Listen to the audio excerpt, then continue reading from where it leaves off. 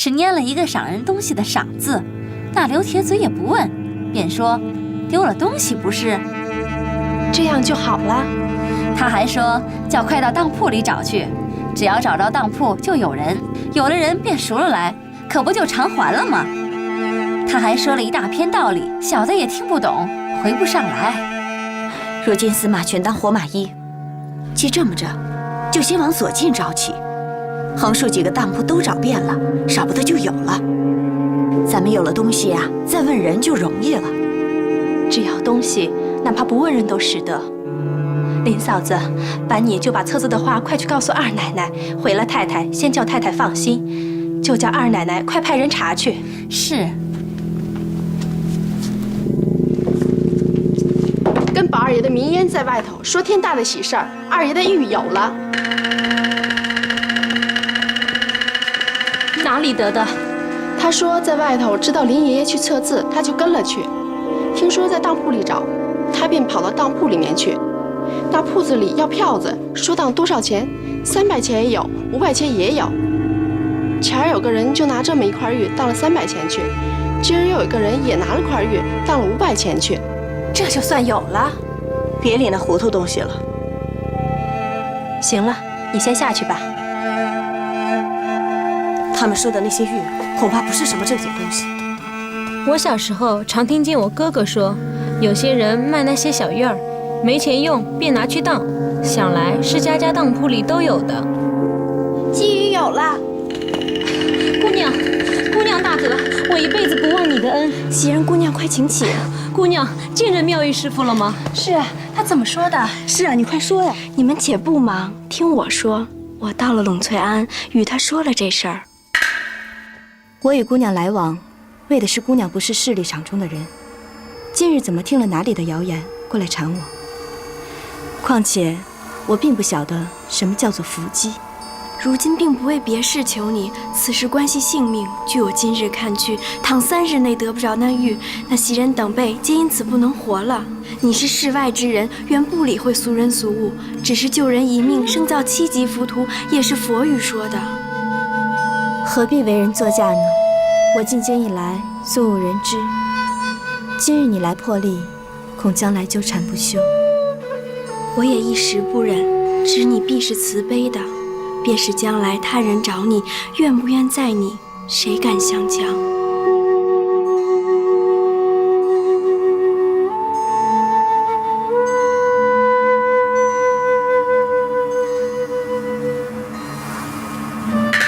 忆来无迹去无踪，青埂峰下遗古松。欲追寻山万重，入我门来一笑逢。这是什么意思啊？我也不知，妙玉只说请的是拐仙，连他都不能解，所以拿了来，大家参详。或者一时要找是找不着的，然而丢是丢不了的，不知几时不找便出来了。但是青埂峰不知在哪里。这可是仙机隐语，咱们家里哪里跑出什么青埂峰来？想必是谁怕查出，搁在了有松树的山子石底下，也未可定。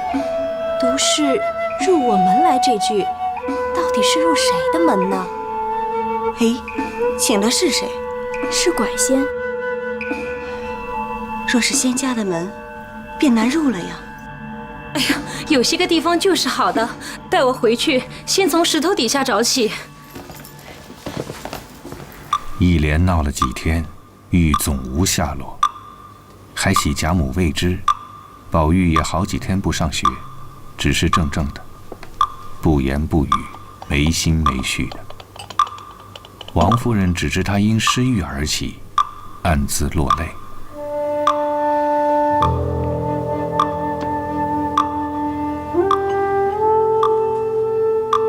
彩云，哎，宝玉的玉找着了吗？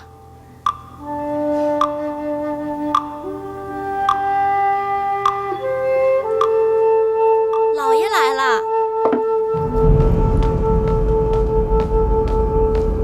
你快去禀知老太太，即可进宫，不用多人的，就是你扶着进去。怎么啦？因为娘娘忽得暴病，太监就这么买立等啊。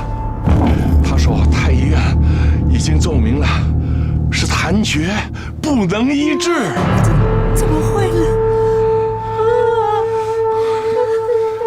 现在可不是哭的时候，你赶紧去禀知老太太，啊，话呀说得宽缓些，别把老太太给吓着了。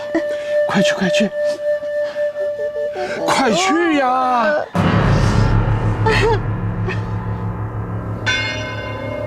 且说元春自选了凤藻宫后，胜倦隆重，身体发福，未免举动费力，每日起居劳法，时发痰疾。因前日试验回宫，偶沾寒气，勾起旧病。贾母、王夫人遵旨进宫，见元妃谈色口咸，不能言语。见了贾母，只有悲戚之状，却少眼泪。贾母、王夫人不敢啼哭，唯有心内悲感。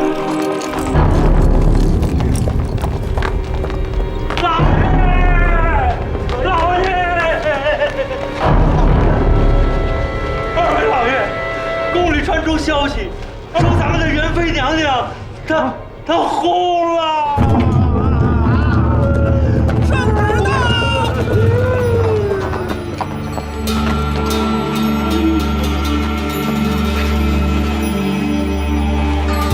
是年甲寅年12月18日立春，元妃薨日为12月19日，已将某年寅月，存年43岁，是贤淑贵妃。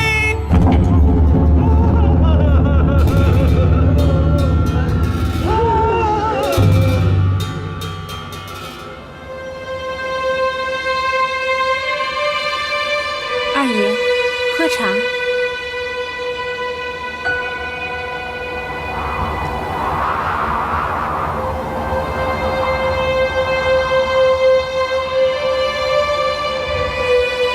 二爷，吃饭了。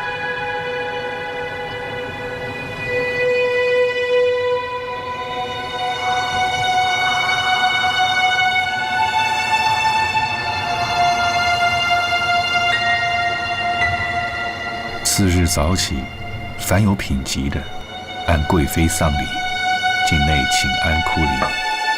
贾府中男女天天进宫，忙得了不得。才从宫里回来，老太太也不必过于操劳了。往后的事儿还是交给我吧。老太太还是保重身子要紧，有我和凤哥就够了。这事儿不比别的，外头你们老爷又是工部，虽说按照遗嘱办理，未免堂上又要他周旋些，同时又要请教他，所以两头更忙。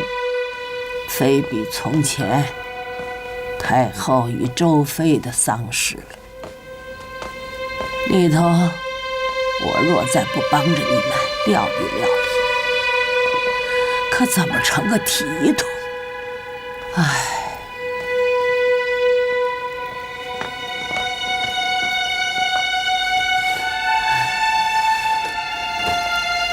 天天进宫，回来再有多少事故，老太太也太劳累了。不必说了，你们去吧。是。过了几日，元妃停灵请庙，贾母等送病去了几天。岂知宝玉一日呆似一日，也不发烧，也不疼痛，只是吃不像吃，睡不像睡，甚至说话都无头绪。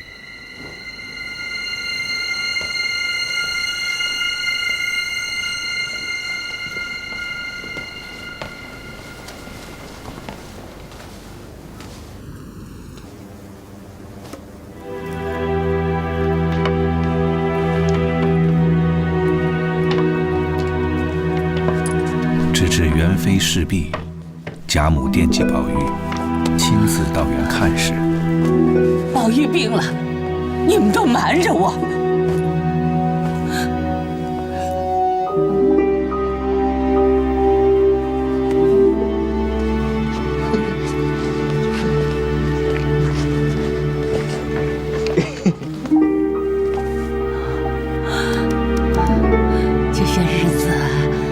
你在园中可念书了？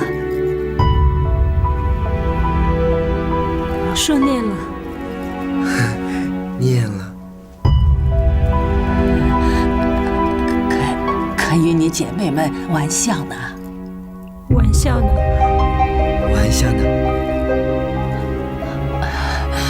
如今你一日吃几碗饭呢？还是1碗。还是1碗。他的病果然不轻，竟是神魂失散的样子。因什么起的？老太太别急，上回这孩子往南安王府里去听戏，不小心把玉丢了。现在着人四下在找寻呢，求签问卦都说往当铺里找，少不得找回的。这件玉如何是丢的的？你们忒不懂事。难道老爷也是撂开手的不成啊？媳妇儿，孔老太太着急，一直没敢回。老爷也在外面查访呢。这是宝玉的命根子，您丢了，所以他是这么失魂丧魄的，还了得！况且这玉满城里都知道，谁捡了去，便叫你们找出来嘛。如今也不用你们老爷，你们便传我的话罢了。老太太切莫动气，现在宝玉病着，交给我们尽命的找来就是。你们听我的，暂且也不用责罚下人，我便叫莲儿来写出赏格，悬在前日经过的地方，便说有人捡得送来者，情愿送银1万两；如有知人捡得送信找得者，送银5000两。如真有了，不可吝惜银子。这么一找，少不得就找出来了。若是靠着咱们家几个人找，就找一辈子也不能得。快去传话给莲儿，速去办了。宝玉，咱们走。哎，老太太，将宝玉动用之物都搬到我那里去，只派袭人和秋文跟过来，其他人仍留在园内看屋子。你知道我的意思吗？我为的园里人少，怡红院里的花树忽萎忽开，有些奇怪，头里长着一块玉，能除邪祟。如今这块玉丢了，生恐邪气隐侵，故我带他过我那里一块住着。这几天也不要再让他出去了，大夫来就让他在我那里瞧。老太太想的自然是，如今宝玉同着老太太住了，老太太福气大，无论什么都压住了。什么福气？不过我屋里干净些，经卷也多，都可以念念，定定心神。宝玉，好不好啊？说好。好。好，咱们走。哎呀，我来。哦，老太太的衣服。哎呀，你去扶老太太吧。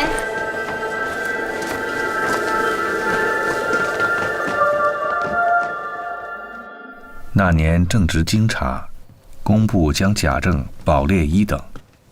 2月，吏部带领引荐，皇上念贾政勤俭谨慎，即放了江西2道。给老太太请安。你坐吧。你不日就要赴任了，我有多少话与你说，不知你听不听。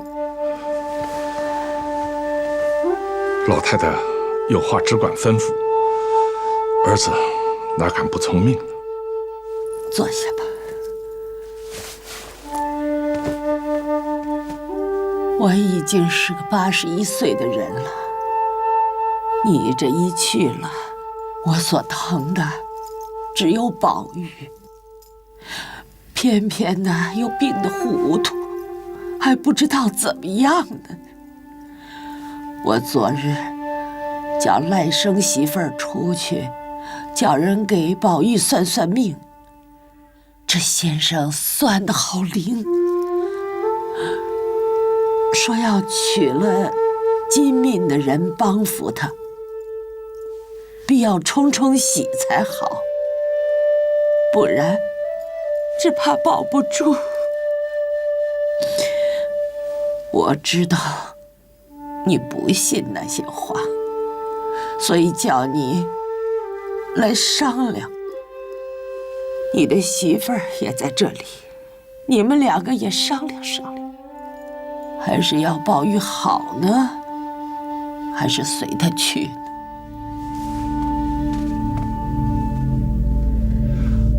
老太太当初疼儿子是这么个疼法的，难道我这当儿子的就不知道疼自己的儿子不成？只是宝玉太不上进，所以时常的恨他，那也只不过是恨铁不成钢的意思。老太太要给他成个家也是该当的，这当儿子的哪敢能逆着老太太不疼他的理儿呢？如今宝玉是病着，儿子也不放心，只因为老太太不让他来见我，儿子也不敢言语。我很想瞧瞧他到底是个什么病呢？袭人，扶了宝玉出来吧。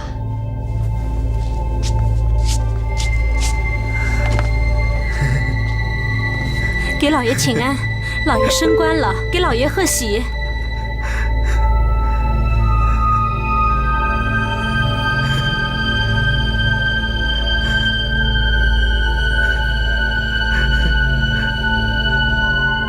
扶他下去吧。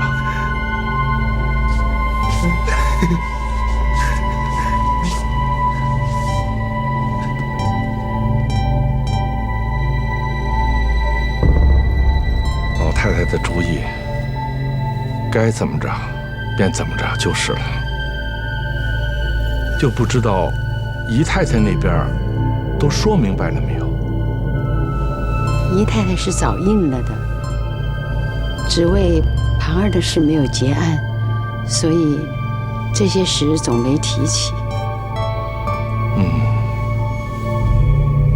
这就是第一层难处啊。他哥哥在监，妹妹怎么出嫁？况且贵妃的事儿虽然不进婚嫁，可宝玉应照已出嫁的姐姐有9个月的功夫，因此也不宜娶亲。再说，我启程的日期已经奏明了，不敢耽搁。就这么几天了，怎么办呢？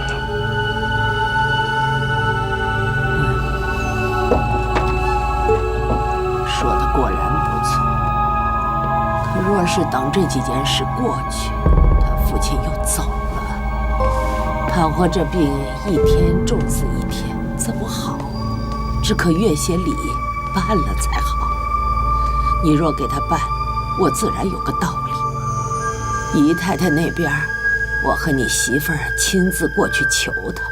庞儿那里，我让科儿去告诉他，说是要救宝玉的命，诸事将就，自然应的。不过是冲冲喜，我们两家愿意，孩子们又有金玉的道理，婚是不用合的了。既挑了好日子，按着咱们家份儿过了礼，一概古月不用，倒按宫里的样子，用12对提灯，8人轿子抬了来，照南边的规矩拜了堂，一样坐床撒帐。宝丫头心底明白，是不用绿的，内中又有袭人，也还是个妥妥当当的孩子。再者，姨太太曾说，宝丫头的金锁也有个和尚说过，只等有玉的，便是婚姻。焉知宝丫头过来，不因金锁，倒招出她那块玉来，也定不得。从此一天好似一天，这岂不是大家的造化了？这会子，只要立刻收拾屋子，铺排起来，这屋子是要你排的，一概亲友不请，也不排宴席。待宝玉好了，过了公服，然后再摆席请人，怎么着都赶得上。你也看见了他们小两口的事，也好放心的去了。老太太想的极是，也很妥当，只是要吩咐家下众人，不要吵嚷的里外皆知，这要担不是的。姨太太那边只怕不肯，若果真硬朗，那就按老太太的主意办去。哎，我也知道怎么着不甚妥当。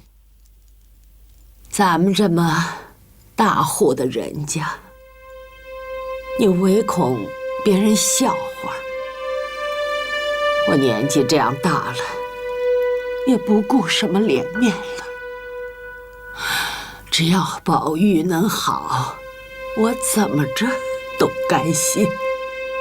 好，老太太想的极为妥当，我看就把荣禧堂后身内室旁边那一大跨所20余间房屋，就止于给宝玉吧。余下的事就由老太太来安排。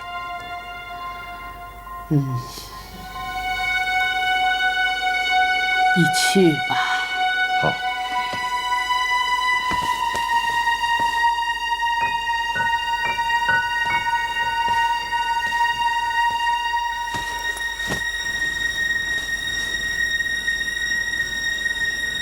果然上头的眼力不错，这才配的是。若宝姑娘来了，她那样贤惠，大伙儿都要卸了好些担子。但不知林姑娘怎么办？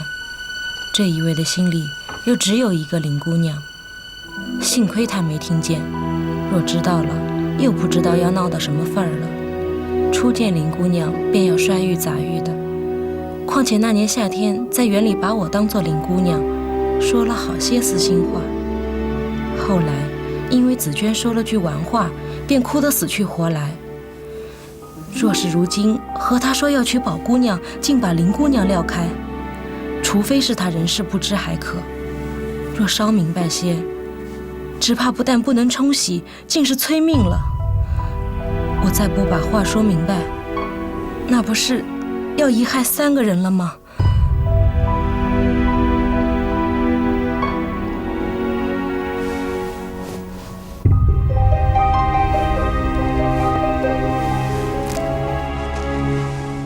袭人想定主意，悄悄地请了王夫人到贾母后身屋里去说话。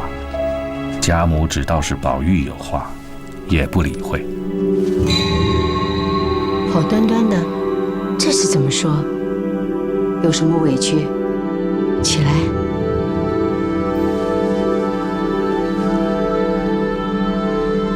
宝玉的亲事，老太太、太太已经定了宝姑娘，自然是极好的事。只是奴才想着，太太看去，宝玉是和宝姑娘好，还是和林姑娘好呢？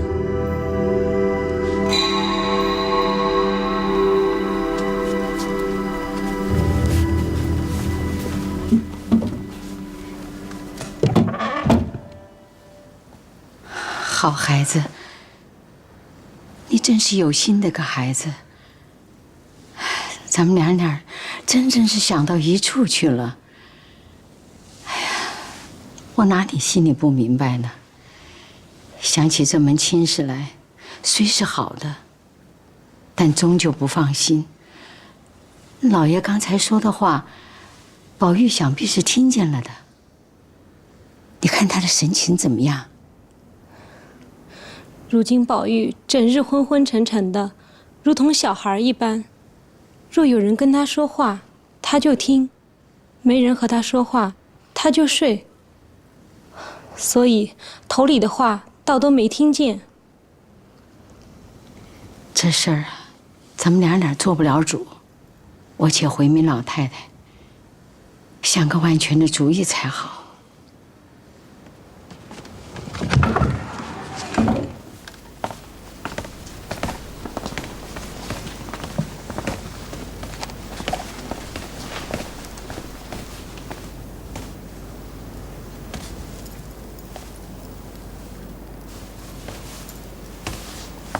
王夫人回来的时候，贾母正叫来凤姐，打算怎么过礼，怎么娶亲。袭人丫头说什么，这么鬼鬼祟祟的？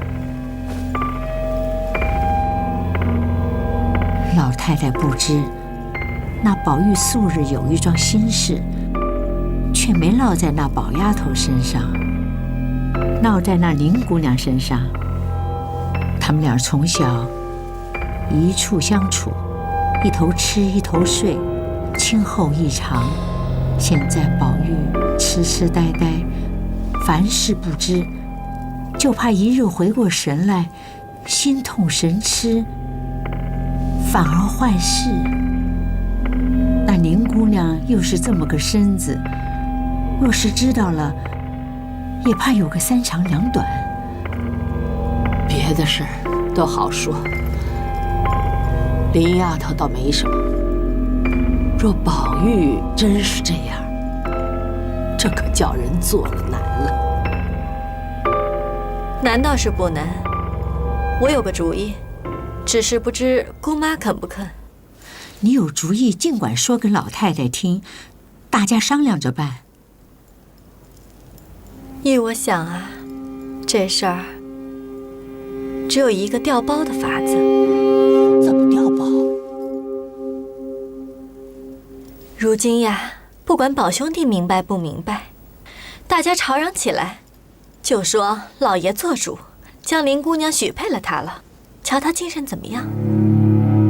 若是他全然不顾，这个包也就不用调了。若是有些喜欢的样子，这事儿却要费大周折呢。就算他喜欢了，你有什么办法呢？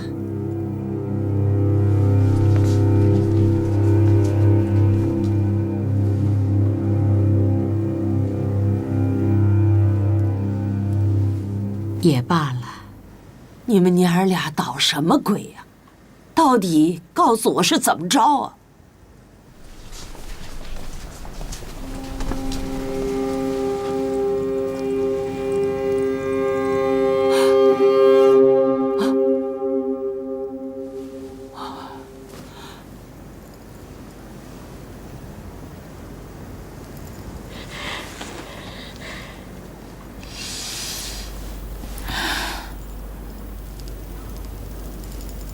这么着可就只忒苦了宝丫头了。倘或吵嚷出来，林丫头又怎么样呢？这事儿原只说给宝玉听，外头一概不许提起，又有谁知道呢？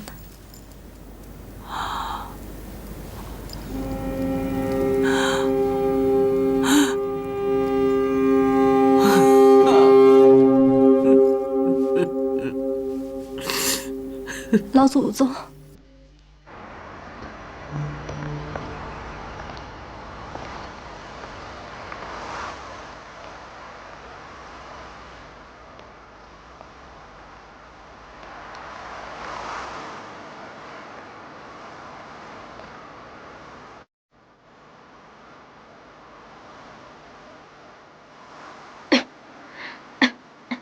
姑娘。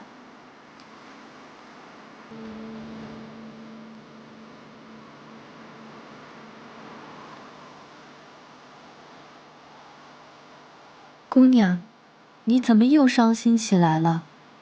我知道你是见宝二爷像丢了魂似的，自己心里着实担心，但也不要伤心太过了。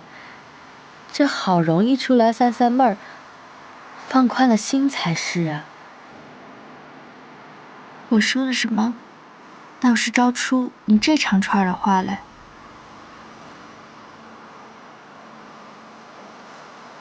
出来得及，手绢子忘拿了，你去取来吧。哦，知道了。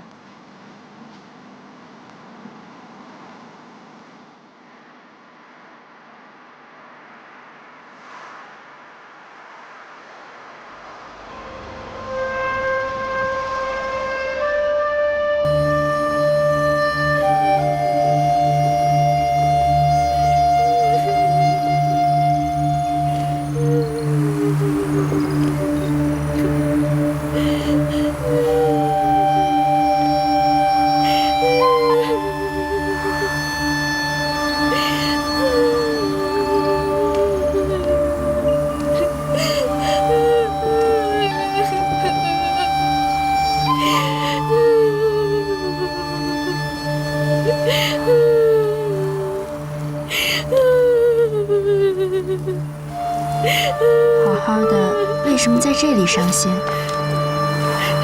林姑娘，你评评这个理，他们说我又不知道，我就说错了一句，我姐姐也不犯就打我呀。你姐姐是哪个呀？就是琥珀姐姐。原来你是老太太屋里的，你叫什么名字？我叫傻大姐儿。他们为什么打你？你说错什么话了？为什么？就为了宝二爷娶宝姑娘的事情。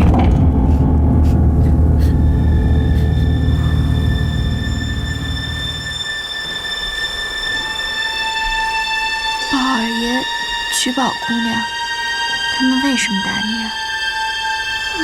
我们太太和太太二奶奶商量了，因为老爷爷要起身，就赶着我姨太太商量，把宝姑娘娶过来吧。头一宗给宝二爷冲什么喜，第二宗赶着办呢，还要给林姑娘说婆婆家呢。我也不知道他们怎么商量的，不叫人吵嚷，怕宝姑娘听见了害臊。我白和宝二爷屋里的袭人姐姐说了一句，咱明儿更热闹，又是宝姑娘又是宝二奶奶的，这可怎么叫呢？林姑娘，你说我说这话害着琥珀姐姐什么了？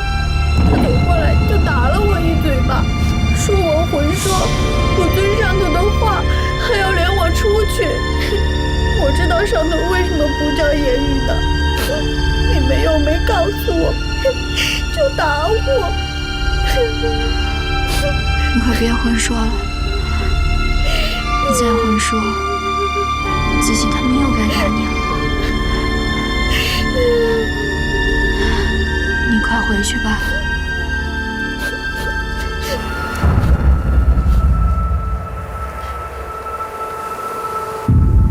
那黛玉此时心里竟是油酱糖醋倒在一处的一般，甜苦酸咸竟说不上什么味儿来了。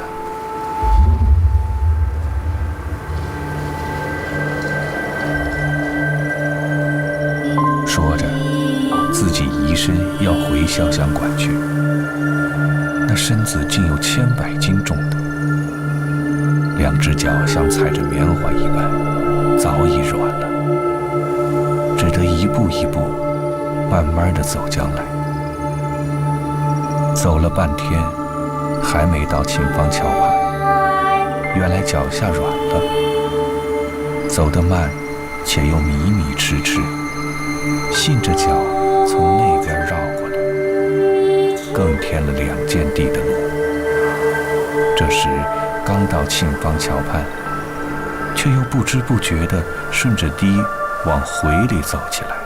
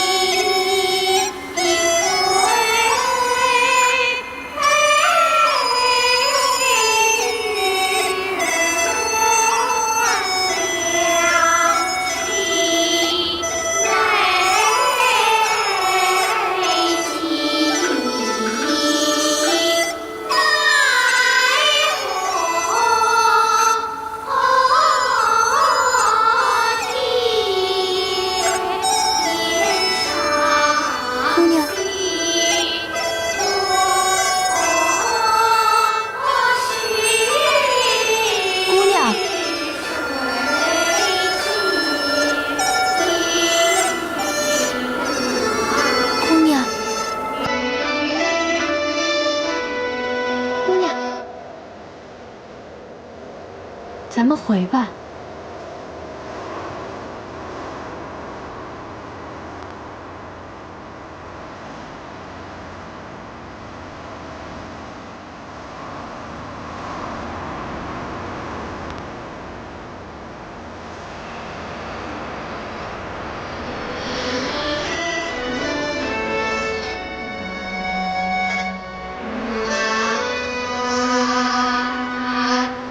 姑娘。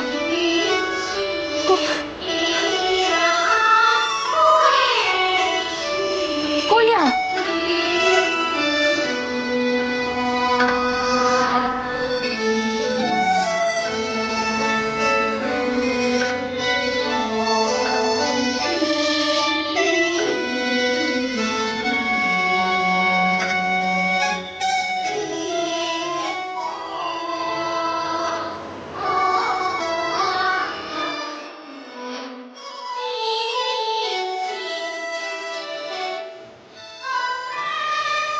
你到这儿来做什么？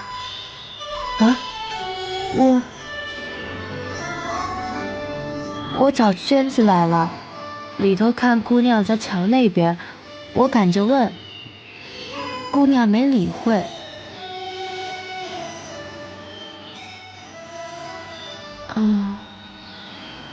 我还以为你是来找宝二爷的呢，不然怎么会到这儿来呢？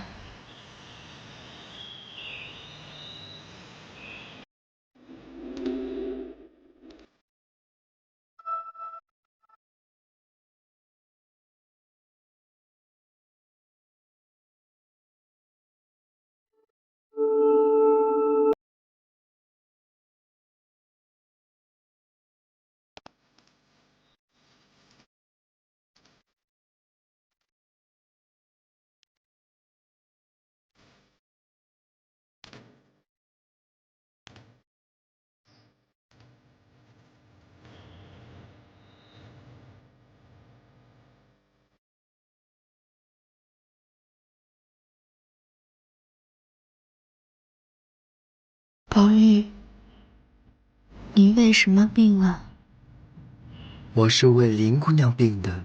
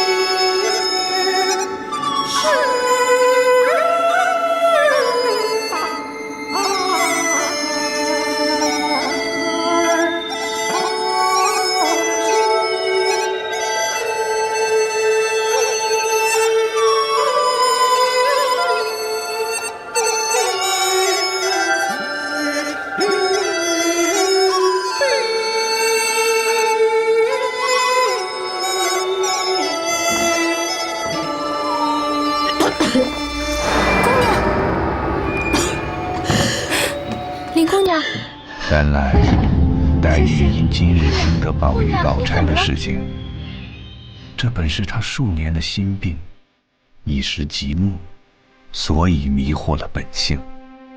及至回来吐了这一口血，心中却渐渐地明白过来，把头里的事儿一字也不记得了。这会子见紫娟哭，方模糊想起傻大姐的话来。此时反不伤心，唯求速死，以完此债。怎么好好的就哭了呢？我也刚在大老太太那边回来，觉得事情不太好，吓得我们没了主意，所以哭。傻丫头，别哭了。